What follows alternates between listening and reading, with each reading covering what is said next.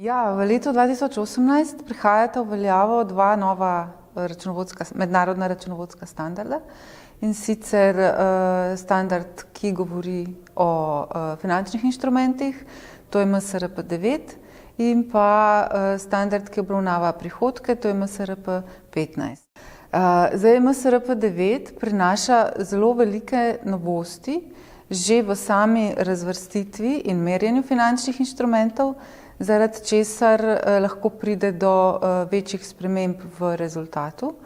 Prav tako pa prinaša velike spremembe pri načinu slabitev finančnih sredstev.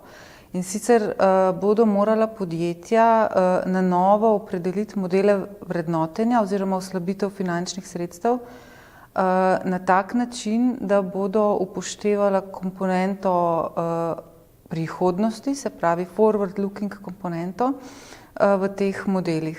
Sicer bo ta standard najbolj vplival na finančne inštitucije, vendar je pa zmotno mnenje, da samo na finančne inštitucije, ker finančni inštrumenti so tudi terjatve iz poslovanja, te pa so sestavni del praktično vsake bilance.